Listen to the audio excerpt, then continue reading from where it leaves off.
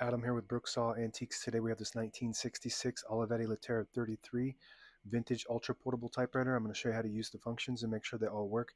Made in Italy and one of the top typewriters of all time. Basically the same typewriter as the iconic Lettera 32 with a different shell. Up top are the margins. This is your left margin. I'm going to keep that on 0. Right one, 75-ish. And these are your paper support arms that flip up from the back. This is the paper bale that sits on top. It's got 2 adjustable rollers and a scale.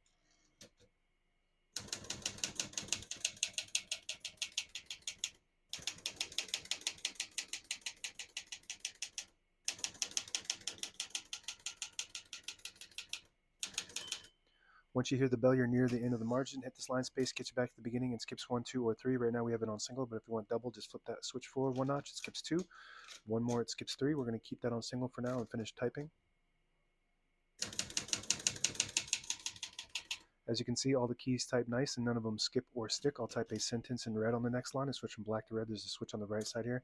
Flip that down to the red indicator. It prints the bottom portion of the ribbon, which is red. When you have it in the middle, it doesn't print any ink at all.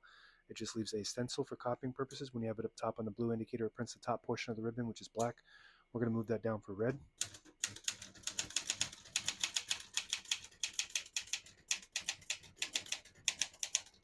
Beautiful. One of the best of all time. And it's got this really, let's take a look at that print. Beautiful print. Pica typeface, prints 10 characters per inch. Excellent print. It's got this beautiful like space style shell. And this is around that time where the space was super popular. So it looks almost like a Star Wars. Like if you had a Star Wars room, this would fit really nice in there. To pull the page out easy, there's a switch on the right side. Flip that forward. It unlocks the rollers underneath the platen, allowing you to pull the page out easy or load thicker paper like carbon copy or cardstock. You can also straighten the page out if you load it crooked, something like this. It's actually hard to load crooked pages on this one. So that's crooked. I'm just going to show you. So you just flip the paper release forward and then just straighten it out real where you want it. That's perfect. Flip it back and I have a straight page. Okay, we're going to flip this down for now and put the color back on black. Got a shift on each side and a shift lock on the left. To clear that, just hit the shift button again.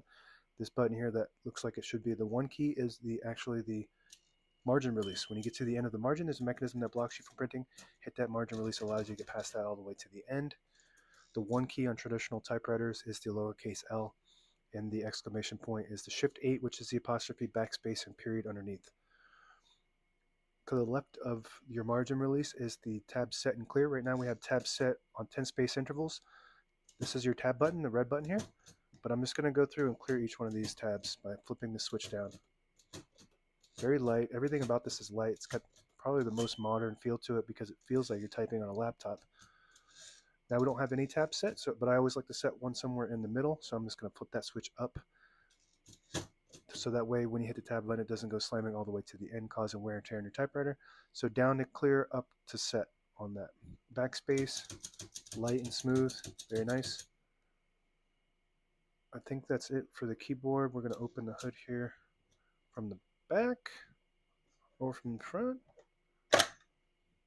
This actually is a hard plastic with metal infused in it, so this could bend, and it's really durable and sturdy. This is leather on top too, leather on the sides as well. I'm not sure if it's, yeah, I think it might be also metal plated too, but it's a hard plastic with metal plate, and the 32 is all cast iron, so it's a bit heavier than this, might be a little bit lighter. Still the same DNA as 32. All the brand new ribbons loaded on the left, so it's pulling clockwise to the right. If you want to switch that direction manually, you just flip the switch to the side that you want it to go to towards the middle. So now it'll pull to the left. Flip this side to the middle, it'll pull to the right, and that's meant to catch the eyelet, which is the little metal piece on the end of the ribbon, and swap it automatically. If you don't have an eyelet, you can tie a knot, and it should do the same. This is very important. This is your touch control. So when you flip it down, it releases the tension on the keys. When you flip it up, it creates tension. So when you type, you do have to hit the keys harder for them to print, but they respond faster. And since this has such a light touch, very important to play with this to gauge your preference because um, for some people that might be too light. You just keep hitting the wrong keys and a bunch of errors. So if you increase that tension, it's got a really nice, smooth, heavier touch than the lighter touch, which is extremely light. This is your carriage lock. When you flip it down, it locks the carriage in the middle. So when you have it in the case, it doesn't bang around. Has a really nice leather zip case, red. So that's when you know you got one of these Star Wars machines. You got a case like this. To unlock it, just flip that switch up like that. Carriage release on both sides. Super smooth. Love this machine. It's one of the top machines of all time. And if you flip this switch, the line space selector all the way to 0, which is the farthest back you can go, disables the spacing so you can get to an exact spot on the page. You flip it forward to the 1, you get the clicks. Each one of those clicks is a half a space. Same concept when you push in this lever here, or this button on the left side. Let it go, you get the clicks. So you just want to be careful when you do that because you will lose your line. And this handle will swivel back like that, tucked in, so when you have it in the case, you want to, that's very important as well, because if you have that up like that and you put it in a case and you're carrying it around, you could break off this, and it's made out of cast aluminum, and it's extremely hard to replace. This swivel won't break, and you can replace that easily, but the thing that breaks is the actual connector, and that goes inside of the basically the carriage frame, and there's a pin that locks it in that's extremely hard to get out. And that's it. Now available on eBay or Etsy. Search Brooksaw Antiques.